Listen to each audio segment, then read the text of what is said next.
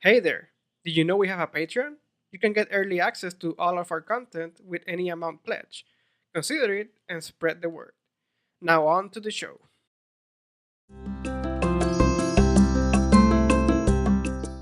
Hey guys, and welcome to another episode of The Usual Spot, a podcast where we talk about games, movies, and just media, entertainment, culture, or content in general.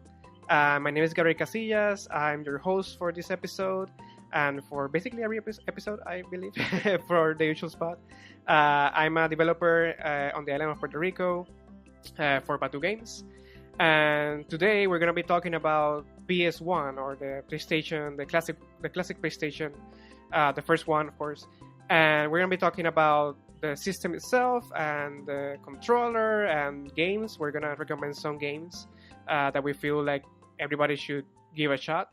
From the whole plethora of games that are on the system, because if there's something that people remember about PlayStation 1, and I think that 2, they also had something to do with that. But just the many games that were in them, and the classic games that were available on those systems. We're gonna be talking about that in another bit. And to talk to me about that, or with me, I should say, I have a guest, Albith. Why don't you present yourself?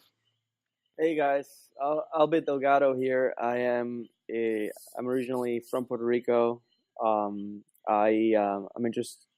I'm interested in indie game development or just and also old retro games in general. But now the word retro keeps changing Yeah, because yeah. it keeps nowadays PS3 games are retro. Yeah. So That's so weird. and and I teach game development, game design over in South Korea.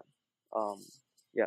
Yeah. So And hello yeah, you've everyone. been on this podcast before, and we kind of always since we made the one for 64, I we've talked about the idea of making this one for PS1. So it's cool that we're doing it now because Yes. again, I have to say that I have a little bit of a bias when it comes to PS1, because my favorite game of all time is in that Mhm. system, and that's where I played it. Uh, Would now I'm just guessing, but would that game be related at all to your Google Hangouts avatar? maybe. No, yeah, it Oh, is. It is precisely that one. Yeah. okay. Yes. All right. Like that. Yeah, Stay and we're talking tuned, about Final everybody. Fantasy. Yeah, Final Fantasy 7. In my case. But yeah, I will always remember when I uh, first learned of that game, and then when I played it for the first time, it was my first Final Fantasy, and I know that people always say that your first Final Fantasy is always usually your favorite. So in my case, that's true. And yeah, like that's a game that just like nowadays I still go back to play. And eventually, I want to talk more about it. But today we're gonna be talking more about in general, for the PS1. And to be fair, like there are many games that I remember from the system, and it all started when we got I remember my family got the PS1, and it it came with a demo disc, and there were some magazines that also gave you demo discs. I believe that there was like an official PlayStation magazine that had Yes. many, like a lot of them. I think there were like 40 or like hundreds maybe at that point, that just previews of many games. And I remember that I actually have one right here with me at this moment of the Wow. podcast. uh, Gabriel, real quick, when did you get your PlayStation? What year? Do you remember? I don't remember actually. I I I It's either mhm, on 97 or mhm. 98. I got Uh, mine in summer of '97 yeah. with and I got it with the RPG game Wild Arms. Oh So wow. Okay. so that was the RPG I had. Well, Final Fantasy VII had not come out yet, but it was 2 years, almost 2 years after the PS1 came out. Yeah. So So yeah, that was, it was a different, and I also got it after I got my Nintendo 64. Okay. So I guess the experience was a little different. Yeah. For me, but yes, go ahead. No, yeah. Again, when I think that mine came with Cool Borders 3, which was is like it's not skateboarding but a snowboarding game. Yeah, and it was kind of weird because I've never really played one of those games before, and it came with it, so I played a lot of snowboarding at that moment. Oh wow. But and I really like that game. I actually think that it's kind of interesting or good. But what I always remember is those demo discs because through those demo discs, I was able to experience many games that I eventually bought, and are some of the ones that I like. I still remember to this day, and I will always like recommend to people or tell them to play or something. I remember that, for example, there was like the demo disc that I have right here with me had a game called Contender, had Crash Bandicoot Warped, had Spider the Dragon, had Cool Borders, of course, had Bossa Groove, had Siphon Filter, had Air Guys, Rugrats, A Bug's Life, and Bossa Move 4. And I had another one that had also X-Men Mutant Academy, which was like one of the first X-Men fighting games that was really bad. Like nowadays, it's really bad game. But anyway, it was really fun at that point. I think it was they basically released that game because of the first movie, and like the first Marvel X-Men movie, and that was just crazy at that point. It also had WWE SmackDown, one of the first ones, Gauntlet Legends, Threats of Fate, and it had a video demo for Legend of the Dragoon. Okay. So that's I think that this is from around 1999 to 2000. This Legend of the Dragoon came out in 2000. Yeah, I believe so. Yeah, but for example, again, you didn't have the demo at that point. You only had like a video of it. So I'm not sure if they were just previewing it or if it was at that moment available. But either way, like I remember those discs a lot. I actually also that was the first time that I played like in the demo. I played Xenogears, which is awesome. Like an amazing game. And again, I will always remember those because I eventually ended up buying Crash, Bandicoot, Warped, Spyro, Legend of Dragoon, like just so many of these Xenogears, like all of those games I discovered through those demos, and I like again I know that nowadays getting a demo is even easier, right? Because you can just go to the store and usually there's a demo for the game, usually for the big games. But I don't know why, but it kind of felt so cool to explore, to see a demo disc and see and kind of look forward to whatever was in it. And while it wasn't necessarily like you couldn't play the game like a lot of the game, but it was just interesting to be able to have that quick introduction to it and see why it was kind of cool. And I will always remember myself playing through the demo disc and just replaying the same part again and again from the games that I liked. The cool thing about demos, I think, is that they let your imagination fill in the blanks for what you're playing. And also to our listeners, the games that he just mentioned, what's cool about it is that they are from totally different genres. So it's really a sample of many kinds of games that you can get. So he just mentioned puzzle games, platform games, fighting games, RPGs, sports games.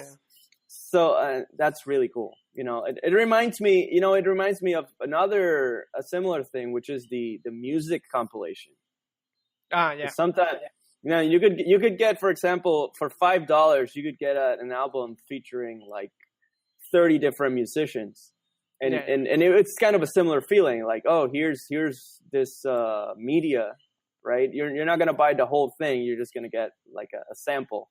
Exactly. And Yeah. I miss that myself also. No, yeah, It's and I think that it was like, to me, and of course, again, we're talking about like little me, right? So I didn't Mhm. really have that much knowledge, but to me, it was the first time that I kind of saw the like so many different ideas and IPs and in the same disc, right? Like for yeah. example, like before, like my previous console was the Super Nintendo, and usually kind of revolve around Nintendo, right?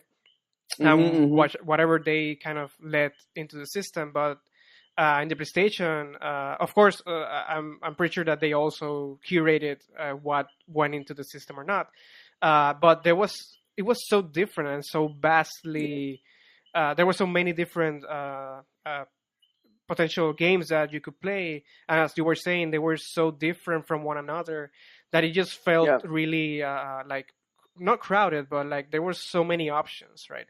And that Yeah. was exciting. Yeah, I really wanted to be able to play all of the games, have all of the games, and and just experience what each one had to offer.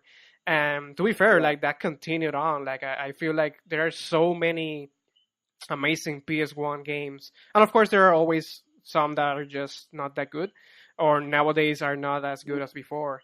Right. But at that point, it was just so interesting to be able to experience all those things, and the demo disc to me were perfect for that. Like Yeah. they were, I think that they were able to do that because of the fact that there were so many titles, Yeah. and it was just easy just to pick some of them and create, as I said, like almost 100 discs with different Yeah. flavors of games. And yeah, like you still to this day, like I know that PlayStation has like a classic store, and there are some Hmm. of the PS1 games, but they're missing a lot of them still. Like there are a lot Absolutely. that haven't made it, and Yeah.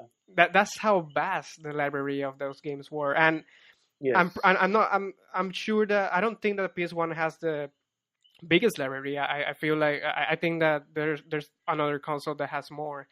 But I know that is one of the biggest ones. I don't even know Hmm. how it compares to the PS2 actually, but I'm pretty sure that there are many games in Right. the PS1, and yeah, like it was always kind of interesting to see what was gonna come out next and what people or developers could do with the system. Which at the time I understood that it was kind of a big deal, right? Because of the whole you have more memory, you can play with more things, and you're able to create way more experiences with the PlayStation system, and that maybe the 64 wasn't able to do maybe at that point. But Well, yeah, there's some cons as well to the system we no, can get yeah, yeah, into yeah, later. The I okay before I get into the cons, I want to mention two things. yeah, Because so first, it's interesting because a lot of us grew up with in the Nintendo ecosystem, yeah. right? You could call it a Nintendo walled garden, right? I think I would call it that because that's what it sometimes felt like, right? Because Nintendo was really strict in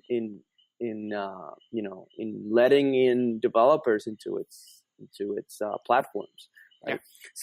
So I think being Sony had a big name to compete with, and Sony just coming into this market for the first time. Yeah, I think it was hard for it to stand out, by itself.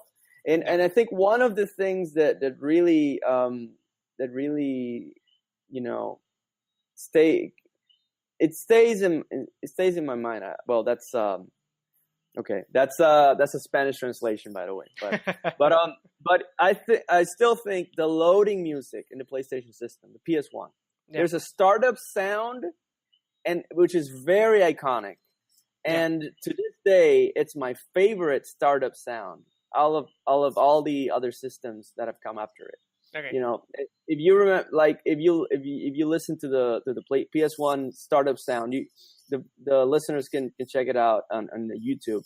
I mean, there's all sorts of harmonics. There's a droning sound. There's a big bassy sound that's coming in, and there's like a bell sounds at the end.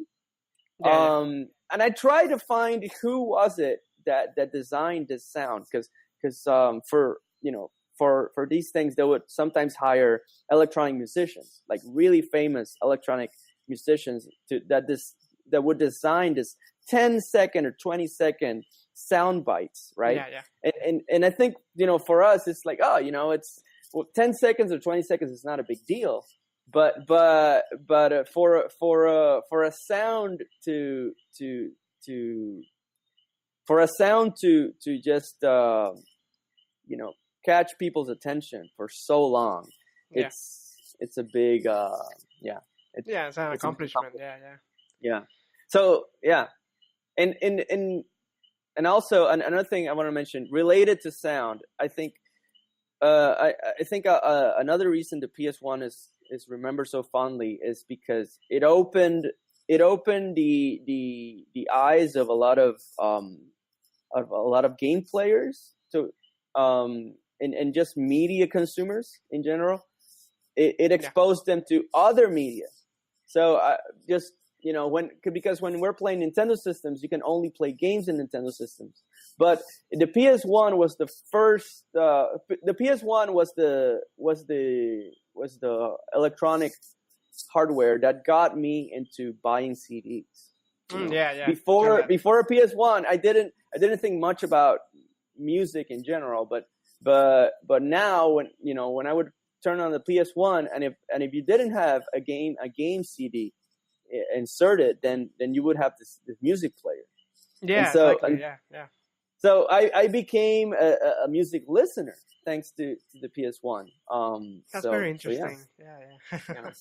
And start buying OSTs, animation soundtracks and things like that, and so which I think is smart, because nowadays we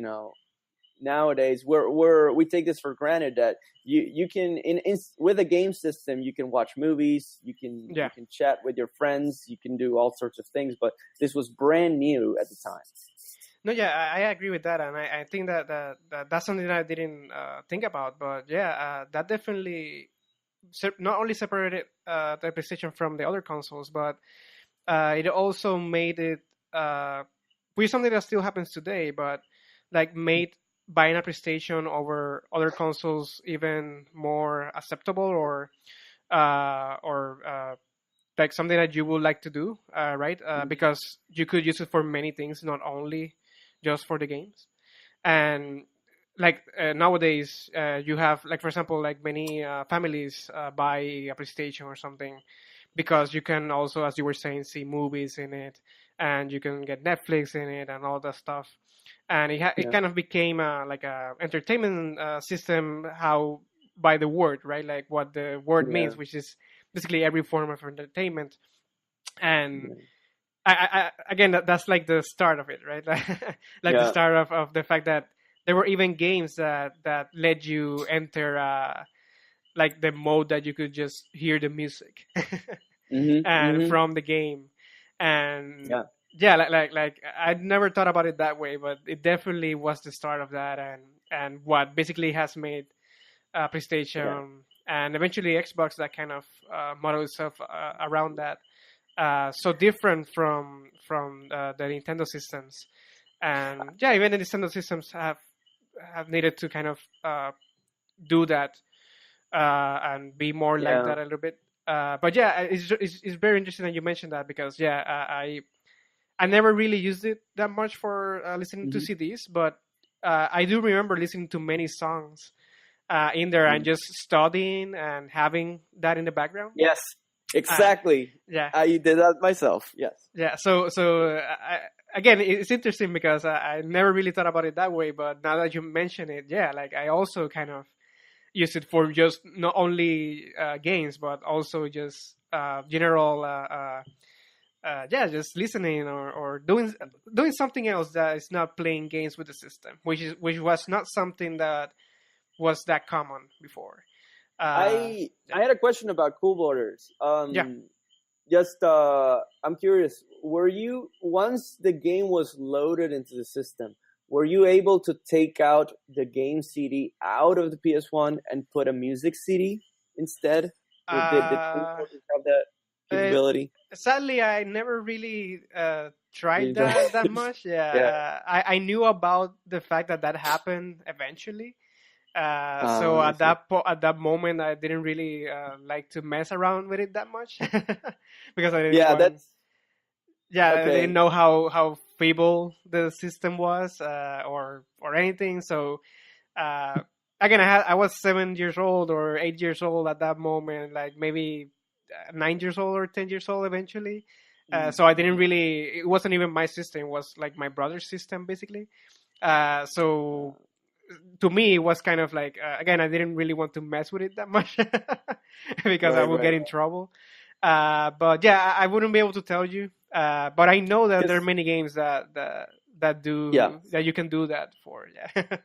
yeah, that was a big deal. Also, just it was strange. It felt like cheating, you know. And Yeah, yeah. I first remember experiencing this with the Psygnosis game Wipeout, the racing game, Okay. which was a futuristic racing game. So you're using, basically you're racing with spaceships, Okay. and and then just one day my cousin tells me like, hey, you can take the CD out and we can put our own music CDs in. Okay. And it was amazing because that was yet another way of customizing your experience. Exactly. Oh. Yeah, yeah.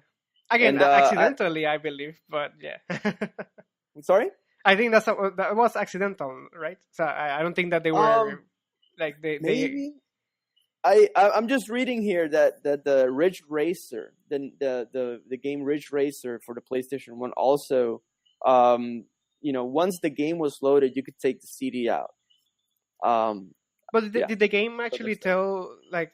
let you know that you could do that, or was it something that Good, people kind of discovered? good question. I never heard about that. Yes. Yeah. So yeah, that it could have been like an Easter egg. Uh, uh, Again, I do want to yeah. get into like specific Oh, games, yes, but yes. before we do that, I do want to mention the controller, and then I want to know a Yes. little bit about what you're saying about the cons of it because we should talk about that as Mhm. well. There's Uh, one con. but yeah, Yeah. so the controller, I also again I always liked the controller for the Super Nintendo, but for Hmm. some reason I fell in love with the PlayStation controller. Like to this Yeah. day, No. and I've played Xbox, but and of course it's a thing where you kind of grow accustomed to it, right? And you kind of uh, yeah embrace it in a way.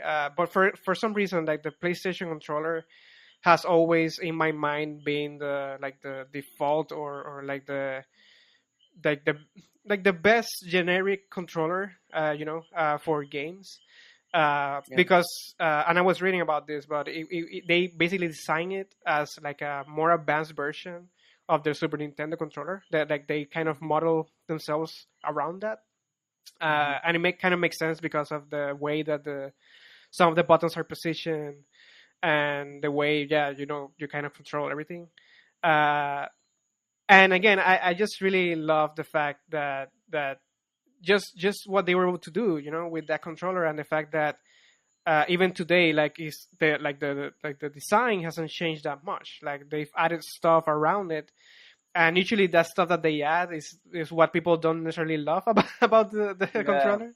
But like the buttons and the position and the fact that it's a triangle, a circle, an X, Yeah. which was kind of different because usually it was like letters or something. Hmm. Uh, Hmm. that literally also for me made the system different and made it very recognizable, right? Right. Not only at that moment, but for future generation, for the Hmm. future. And Yeah. just like a quick tidbit here for the controller that I know that people can look for this, and it's something that has been talked about Hmm. before, but like each one of the buttons at the beginning when they designed the game had a function, or like the idea was that developers will use them for a specific purpose. So for example, the triangle was supposed to be or signify or mean, I should say, viewpoints or direction. So the idea was that developers will use the triangle button to maybe play with the camera, like do a reset for the camera, or maybe even let your player go into first person mode or go into third person mode and play with that, right, with the camera a little bit more. You had the square that was supposed to be literally a piece of paper. That was the point, and the idea was that it will help you, or developers should use it for menus and documents. So the inventory of the game, or just the menus inside the game. So you will access them by pressing that button. And the X was supposed to be, of course, or well, I mean, in the case of Japan, when they were doing it, it was supposed to be no, and the circle was supposed to be yes. And good point. Yeah, which nowadays, when you play many of these games, X is actually like the action button, like the one that usually means go ahead, and the circle is the no, which again it kind of makes you understand why some games actually do use the whole circle RPG is the yes and X is the no, and many of the Western games kind of went the other way. Final Fantasy is famous for using the circle or the A button in the Super NES for as it's kind of okay. Exactly. Yeah. It's always been kind of annoying to play like to when you start a PlayStation 1 game to kind of figure out which one means what, because sometimes you're kind of you played a game that used them in a certain way, and then you play this other game that uses them in just swapped, and then you feel you sometimes see yourself exiting the game randomly because you hit the accept button many times. So it's just interesting that they did it that way. And Gabriel, you know what? Actually, what you just mentioned about the circle and the X, it's you're right. You know, in Asia, the X, it means no, and the circle means okay or affirmative. And I see that you can still see that in textbooks and instruction manuals here today. You know, it doesn't have to be related to electronics or games at all. You know, if you're looking at a textbook, for instance, people still use the circle as affirmative and the X is incorrect. Okay, so it's very widespread. But yeah, it's just something interesting, and I feel like the design of the controller was just perfect. I really of course there are many flaws in basically every controller. But I do feel like that was, like, for me, that was the de facto controller for games. I don't know, like, I don't think any other controller has stopped that. Of course, people have their preferences, so I'm not saying that, like, that's the truth. That's just for me. You know, do you remember, like, a couple years ago in EVO, the Street Fighter Championship? There was a French player, a tournament player, and I'm not sure if he won, but he was definitely top 3, and he was using a PS1 controller exclusively. I remember hearing something about that. Yeah. So they, you know, Sony got something right with that controller. Absolutely. Yeah. But yeah, I do want to hear what's your con? What's your con? Oh, my con. Yeah. It's everybody. So I guess people don't. People might remember this, the people that have played other systems, but it's the loading times. Oh yeah. The loading times are infamous. You know, especially if you're coming from a cartridge system. Yeah. You were not used at all to waiting 1 minute or 2 minutes for a level to load. Yeah. Or for data to load. So that was a bit shocking. You know, and it really exposed, like, some of the weaknesses of the system. For instance, 2D games in the PlayStation 1 were extremely hard to come by. Yeah. and because the system was first designed for playing 3D games. Yeah. So many of the iconic games of the 90s, which were 2D fighting games, had to be completely changed to be able to run in the PS1. And what this meant, for example, like Street Fighter Alpha, or especially the SNK games. All of the SNK games, Samurai Showdown, King of Fighters, Art of Fighting, Metal Slug, those games were you would have to take a lot of features out, or they just wouldn't come out to the system. Period. And for the PS1, if for the people curious, you can experience this if you go into the PlayStation Store and you try to look for PlayStation 1 versions of 2D games. You will see that a lot of animation frames have been taken out. Yeah. And there's a lot of loading times. Like, for instance, there's a Samurai Showdown series of games that came for the PlayStation 1, but they were only available in Japan. I guess the people in the US noticed, like, hey, you have to wait 2 minutes for a level to load or for the animation to load. The game is not playable.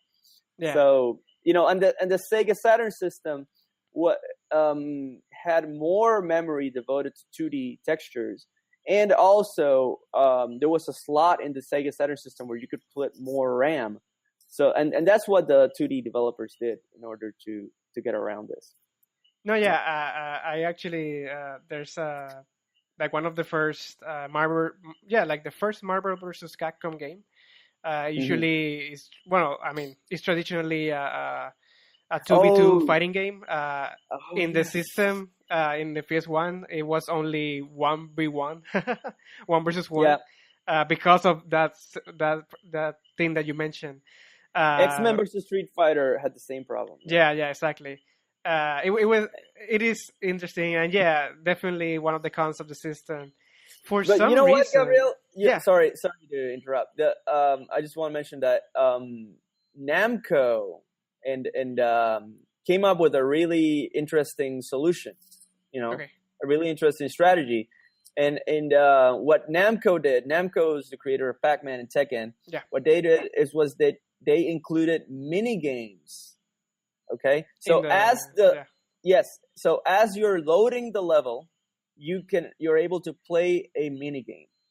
So and Namco, actually, I don't know, this, Namco got a copyright for this idea. So if you played a Namco game such as Tekken or Ridge Racer or I forget the other kinds of games, when you're first loading the game, you're able to play Galaga, or you're able to play Galaxian or Pac-Man, and I think I remember something like that. Yeah. So that's very interesting. No, I was gonna say that for some reason, and I know that was a thing because I remember myself being like, "Oh my god, like I have to wait for a while for something to load." But like I don't remember that as much as I remember like actually like the experiences, Like for some reason nowadays I don't remember that bad part about it. I don't know why, but I don't know. It was really interesting that I didn't mind waiting because I liked the game so much, which is kind of interesting. But I know that for people that probably had the other systems, like they were really like that would have been kind of a shock because of the fact that you saw how these other games perform, and then you saw this one that was kind of performing really subpar. But for some reason, again, I don't remember myself being so mad about the loading per se. Like I don't know. I don't know why. I can't remember exactly why I didn't mind it that much. But for some reason, I remember more about the idea of playing the game than I remember myself waiting for the game to load or something. And maybe it had to do with the fact that I usually play games with other people. So when those loading times came I just talk with them and kind of we converse about the game, or we're planning what we're gonna do when the game loaded or something. And maybe that was the reason why it wasn't that harrowing for me. But yeah, again, I do remember the fact that you had to wait a lot. Like, there was a lot of waiting done in PS1 games. I feel the same way. By the way, I feel the same way. It doesn't it didn't impact my gameplay experience as much as I thought it would. Yeah, exactly. Anyway, like again, I really love the system. There are so many things that are many experiences that I have with it. But I do want to recommend at least one game that people can try out from the system. Go for it.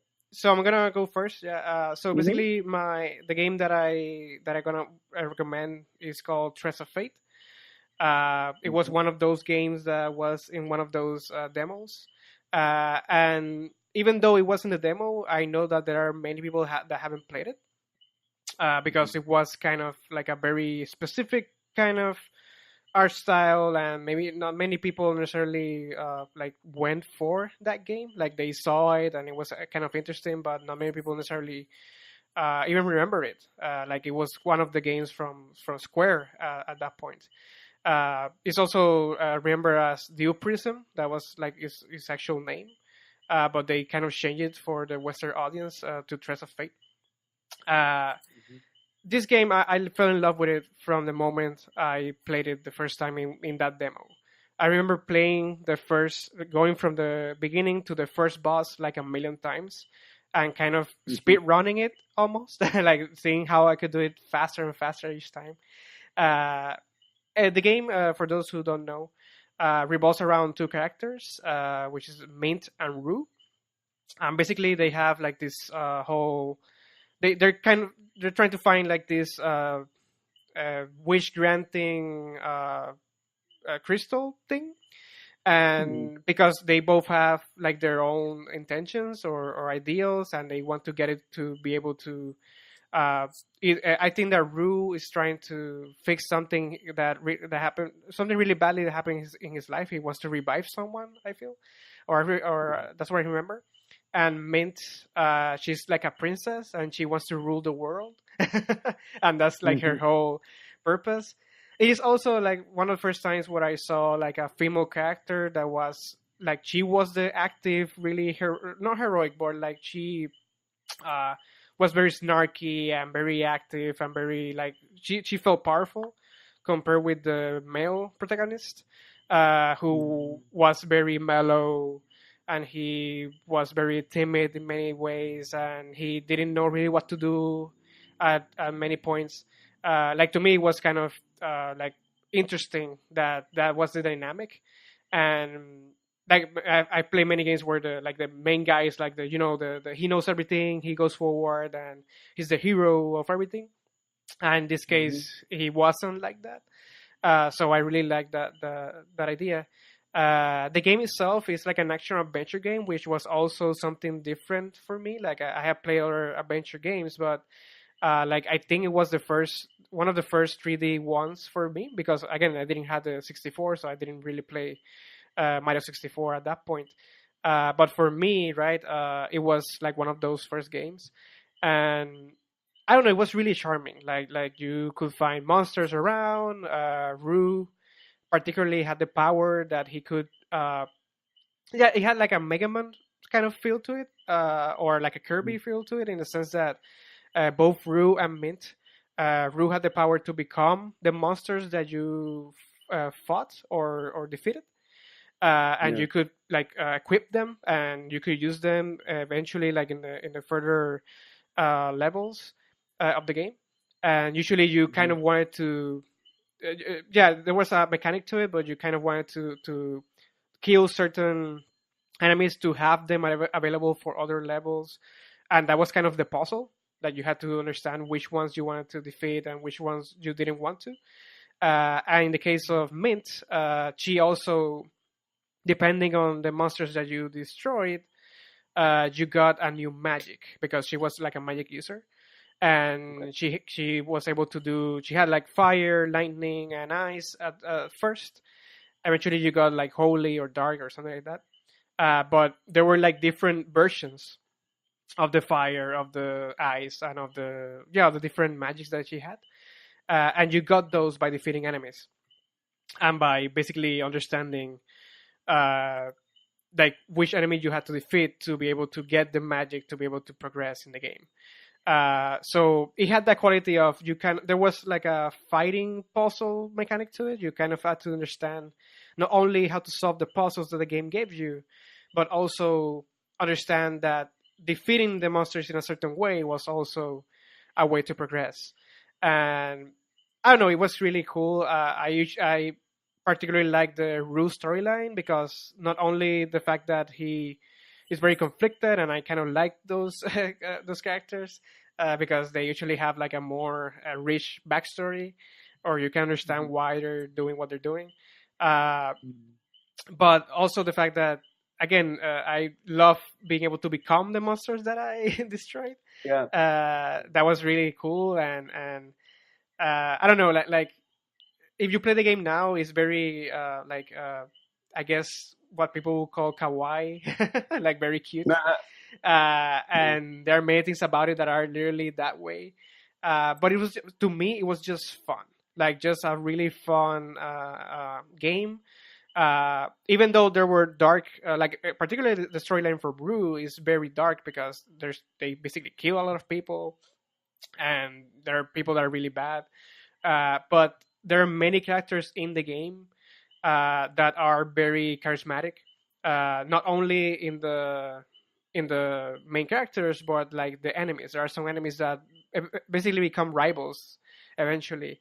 They actually help you progress, but things that happen around that, like it's very funny in many instances. Maid particularly is very funny in what she does.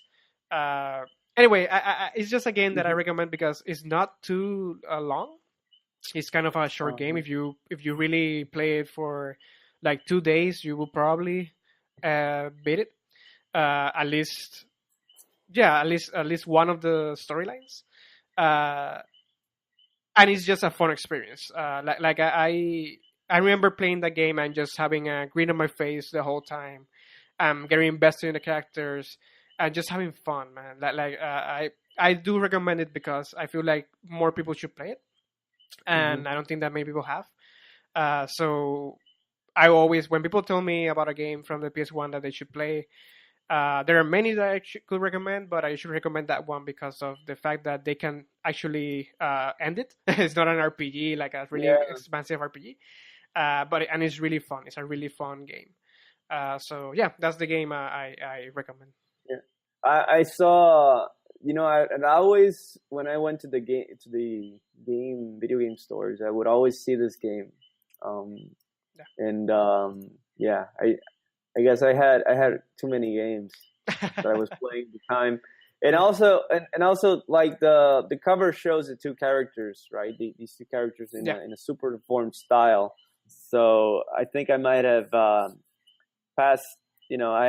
I might have passed on that one in order to get one that looked more mature, maybe. Exactly. So say if you compare that to say maybe Parasite Eve or something. Exactly. Where the character was looked more like an adult. It's like, oh yes, I'm a grown up now, so I want to play that game.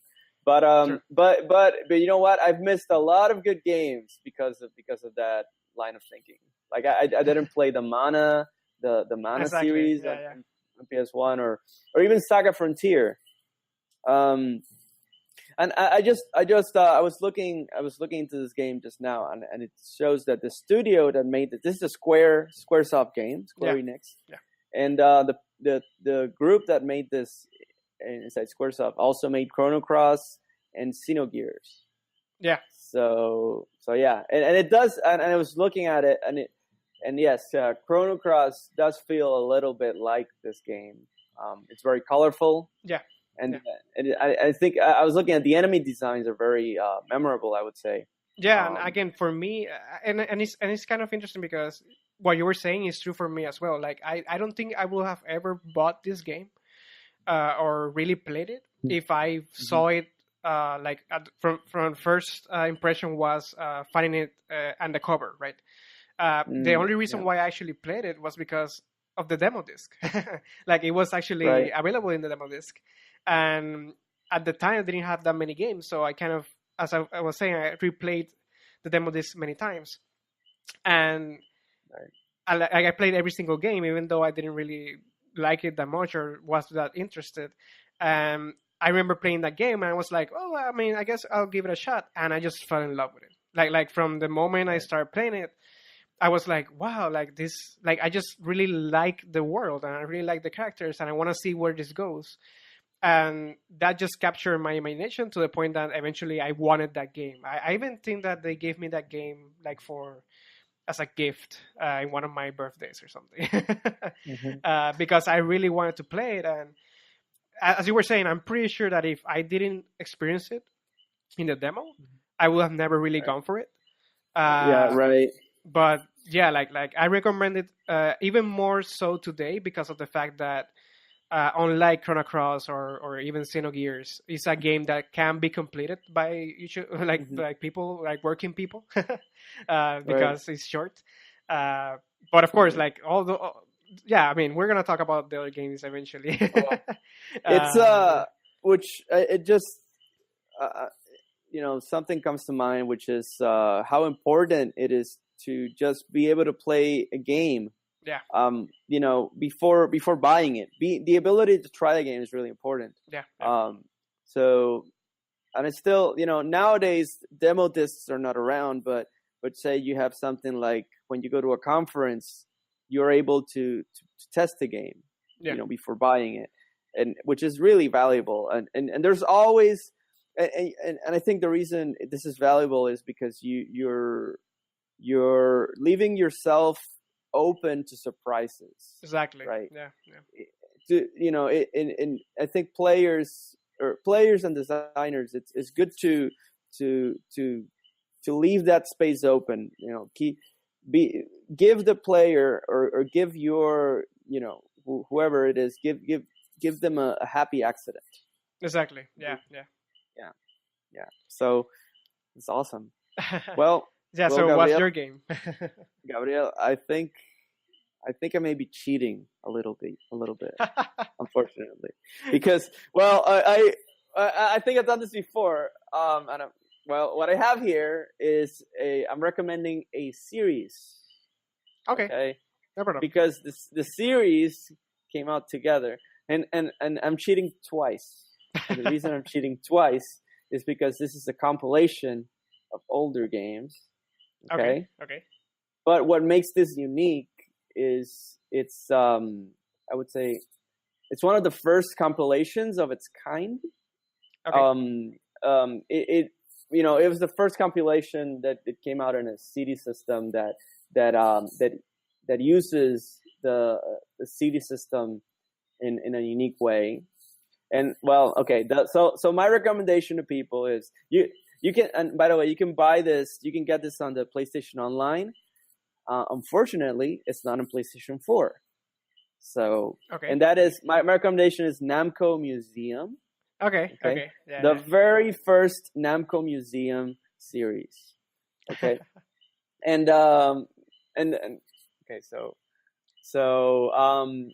for those that don't know, Namco is the company that is famous for Pac-Man, but it's also made Tekken, Soul Edge, Ridge Racer. It has a long history as an arcade game manufacturer. Yeah. And they run arcades because Timeout is a Namco company. Yeah, that's right. So, yeah. So, the reason I'm mentioning this is so nowadays there's a lot of compilation games out there. Yeah. Right. If you every system has a compilation title that includes 100 Atari games, or maybe not 100, but 30 many of them, 30 30 Activision games, or you have a Midway game compilation. But what what's unique about this compilation is that, well, nowadays the problem is that when you get these games, what you see is you usually have like a list of games. When you turn on the game, what you see is it's just pages and pages of game titles. And what you do is you click on a title or you click on an image and you get to play the game. All right. Yeah.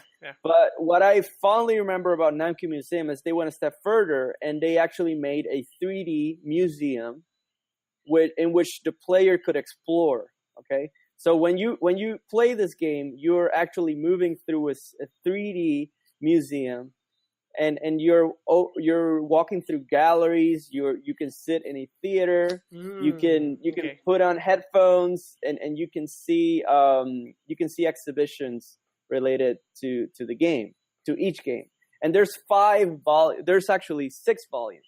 So what they did is every letter in the Namco logo, NAMCO, was used to kind of was used when they released a compilation CD. So the first volume is the N in the Namco logo, and the second volume in the series is the A.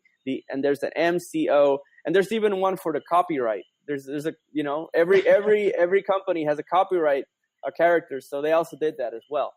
And it was really cool because you were able to explore 16 years worth of game history at this point. This thing came out in 1995. Yeah, very early. For the next 3 years, very early. And when you're exploring this museum, not only could you play the games, you could look at the hardware for each game. You could look at pictures of the circuit board for Pac-Man or Galaga, or you could look at press releases in Japanese, and you could sit in a theater and watch screenshots, because the PS1 didn't have enough memory at the time, and so there's you can do this for 6. You can basically see 6 museums, and the other cool thing is, not only with this compilation, not only could you play the classic Namco games, but you could play games that never made it to America, games that were not famous, games that were terrible, okay, that inspire other games, and this is all together in a very interesting package. It's because nowadays, for instance, it's really hard to play. It's easy to play Galaga, in an arcade or online. You can just pick it up. You can play it on a web browser, but it's hard to find out the history related to Galaga. So before Galaga, there was another game, which is Galaxian, right? Yeah. That's hard to find. But after Galaga, they also tried some other experiments. There was something called Ga Plus, which is the sequel to Galaga. And there was, for instance, Galaga 88. And those are interesting games as well. They're not as famous for different reasons. But what's cool is you can actually play those games and you can see for yourself why they are not as iconic. Yeah. And so, and you have games, it's really cool because you're able to play a game like, say, Namco's first arcade game from 1979. But then you're able to play an arcade game from 1992, in the same disc. So I don't know what happened. Maybe this title did not sell very well. But after this title was released, I started to see game compilations kind of leaving some of these details that I've mentioned out. So nowadays, if any other compilation, you're not able to look at hardware at the hardware of the game. You're not able to change the chip settings. The chip settings, is it, or the toggle switches? The toggle settings in each game. I kind of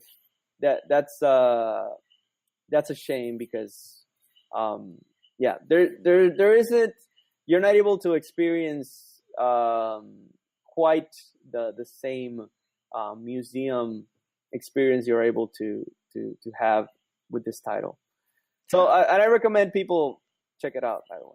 No, yeah, it's very interesting. Like I can see how that would be like so interesting to designers, particularly like people Yeah. that want to design, and it will be like a treasure trove or of of yeah, you can see basically like the biggest behind the scenes or the greatest behind the scenes for the Namco games, and that would be amazing. So I actually think that I had one of those, but I don't remember which one. But either way, I agree that that sounds awesome. That should be something Yeah. that should be done more. And I know there are certain games that do kind of do something like that, but yeah, usually nowadays when you hear about a compilation, it's usually not necessarily very well done. Like Yeah. usually they kind of do the least amount of work to make it happen. But it did seem like they really wanted to celebrate and give people just everything in Yeah. those discs. It's and believe me, like it's some of those games are really hard to find nowadays. Yeah. And it's really cool that you're able to just play them next to each other. For instance, like you're able to play all the variations of Pac-Man that ever came out. Yeah. Because nowadays we only have Pac-Man and Mrs. Pac-Man, which were the biggest sellers. But there was a Pac-Man 2. Okay, yeah. and there was a Pac-Man. There was kind of an isometric Pac-Man. Yeah. There was a Pac-Man Junior, and you know, and as soon you start playing through Pac-Man 2, and you can definitely see, oh, I know why this game's not famous. This is not. There's some bad design decisions here. Exactly. Yeah. So I think nowadays it's hard for companies to be. I think this is always the case, but it's hard for a company to be kind of as honest as forthcoming as this, and to be able to show you like, hey, here's some bad games that we made, or maybe we thought these games were good. We worked very hard on it. We spent a lot of money on them, but for some reason they're not famous. And rather than just hide them, we're going to put them in this compilation. Yeah, and we're going to give them the attention that some say that they deserve. Like, no, yeah, I agree, and yeah, usually the only way you can get those games nowadays is through like an emulator or something. And yeah, as you were saying, history gets lost because you don't see necessarily the all the work that went into the eventual success of a certain game. Or the missteps, and you can see that even those big companies can do those missteps. And yeah, it's sad that just for the sake of the image, they might not want to let people know about those things that they maybe failed at. So, and I think that's bad because I think that kind of makes it seem like they just went for success after success. Right. It gives designers kind of an incomplete picture. Exactly. Of what happens, or what the design and development process is like. Exactly. So failure, or not exactly failure, but just lack of success. Exactly. Is part of it. Yeah. Or indifference. Indifference is part of it as well. Yeah, exactly. But yeah, I that's very interesting. I do think that you kind of cheated a little bit. But yeah, I did. I'm sorry. I have other picks, but I think we can do that for later. Anyway. We actually are basically at the limit. So, but yeah, like I do believe that what you shows is very important for the designer aspect of all of this. And yeah, it's very interesting that a compilation could become a game that we miss. That kind of game that we kind of miss, that should happen more and should give us way more than just many games in one place. It could be much more, and I feel like those were actual not only compilations, but compilations of the games and the company, and that is really awesome. So again, to be fair, Yeah. like there are so many games in the PlayStation One Yeah. that we could talk about. Yeah, you I was. mentioned Parasite Eve. That was my second Yeah. pick. Oh, for real. Yeah, yeah. So I I guess think, Gabriel, yeah, I think you could do, if after some time, you could do like another edition of this, because there's so many yeah. games Like to be that fair, need to like be mentioned. there are many like episodes of this podcast that I could just do another one because there are so many things that we could talk about, and this one Yeah. definitely is part of that because again we mentioned two games, Hmm. and I also mentioned many games from the list of the demos, right? But Right. even that is doesn't even scratch the surface That's right. of how many games there are on PlayStation One. But yeah, Parasite Eve is an amazing game. We mentioned Xenogears, that's also an amazing Hmm. game.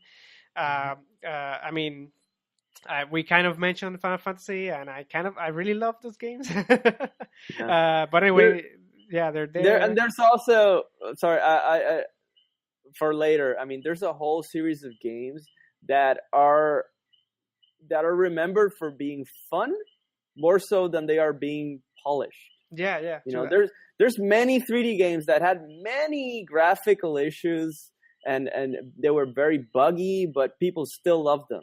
Yeah, yeah, Um, definitely. yeah, so I could, if or when you do another edition, I could talk about those ones. No, yeah, when we do that, we do have to make another episode and talk about those many other games that we really Yeah. haven't mentioned. But anyway, do you have any last thing that you want to say Oh. about the PlayStation? Yeah, just like a Um. final statement about it for now. Sure. Well, I want to say live in the podcast that okay, this is my last compilation that I'm gonna pick. or well, let's see. If I pick a compilation, Gabriel, I'm gonna check with you. But I will, for the time being, for now, I'm gonna try to pick a game. Just gonna But to restrict be myself fair, to I don't that. mind it that much because Okay. like you pick the compilation, but you just not because of the many games, but of something inside it that makes it unique. Hmm. So I don't Yeah. mind it Yeah. as much. Okay. So, but yeah, again, we do have to make another episode of this, so we have a chance. Yeah. Absolutely. And then, well, yeah. I think, and we've talked about this as a podcast episode idea, but always look for things, kind of the forgotten games of a console. Yeah, There's many games that each console has that were not covered extensively by the press, or were not, we're not given a proper release in the States or wherever, that kind of get lost, and you definitely, and there's two blind spots usually with release cycles, and that is the beginning of a console's life and the end of a console's life.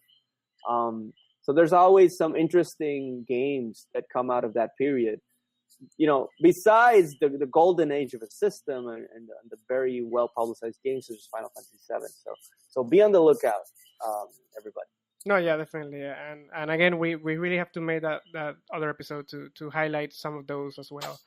But yeah, again, for me, this system will always be the one that gave me Final Fantasy VII. I know that many people are gonna say like, oh, yeah, that's like the usual thing that people say, but it was true for me. So again, I have to say it. So I will always love this system. It was like the first one that I could call like not necessarily my own, but I feel like it was one of the first ones that I identified with a lot.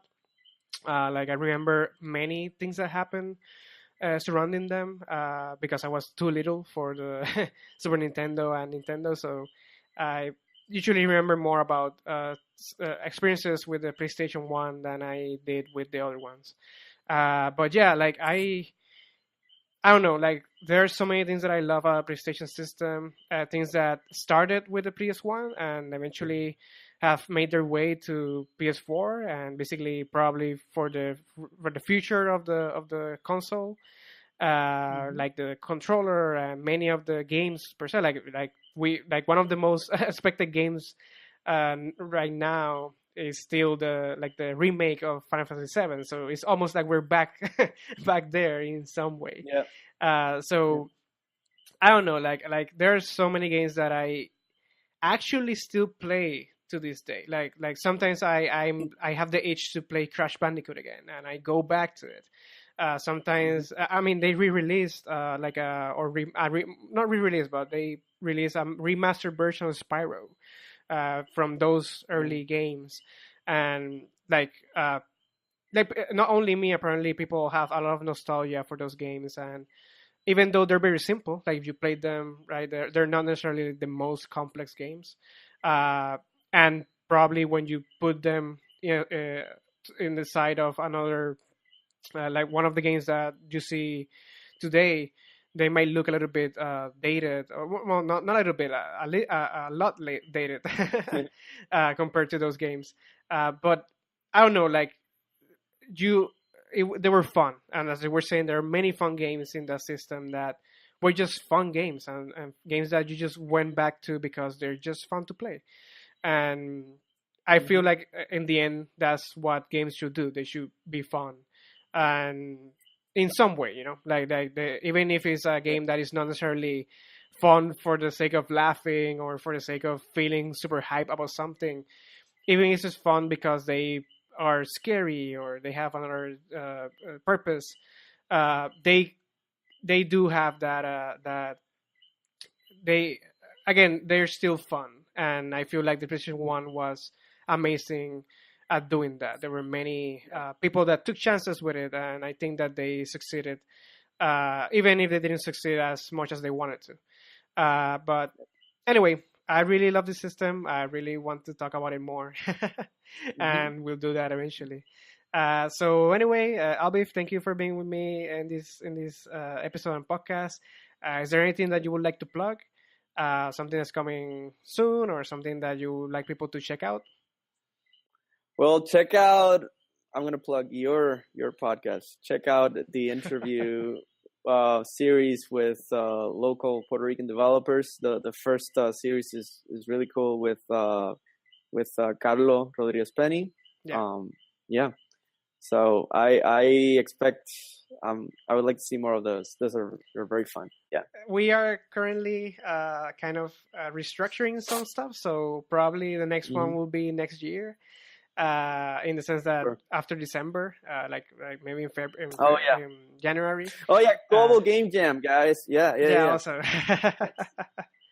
Yeah. So sign up wherever you are. Give it a try. Again, if you're hearing this after January 2019, then it doesn't really matter. But anyway, again, if you are hearing this right now, then or before then, you can sign up. And we're trying to make it the biggest game jam that's ever happened in Puerto Rico, and we're really working towards that. So we're still kind of structuring everything. We once we have the page, like the event, I think it's gonna be on Eventbrite. You can sign up, and I believe it's free. So basically, once it's on, you can just go there and sign up. Just like our page, like our Facebook page, like our the Global Game Jam Puerto Rico Facebook page as well. And you probably know everything that you have to know to do that. I was gonna plug that as well, so you kind of took it in that sense. But anyway, again, we're gonna probably do another one of these. I know some people that told me they wanted to be part of this, but they just weren't able to. So probably next time we'll be able to have even more guests and maybe even more options.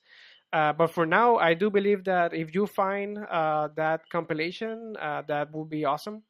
And you should play that. And I do believe that Trace of Fate is awesome too. So again, and these are both in PlayStation Network, I believe, right? I know that Streets of Fate is. I don't necessarily know if Namco Museum. You can get all 6 volumes of this series. They are $6 each on the PlayStation Network. Okay. But it's not in PS4. I checked that this week, unfortunately. So yeah. But yeah, again, if you find them some way, I do believe that they are worth playing, and many of the games that we mentioned actually. But anyway, those were the ones that we recommended. So I feel like you can try them out. Anyway, thank you guys for listening to us, and we'll see you next episode. Thank you all. Bye, guys.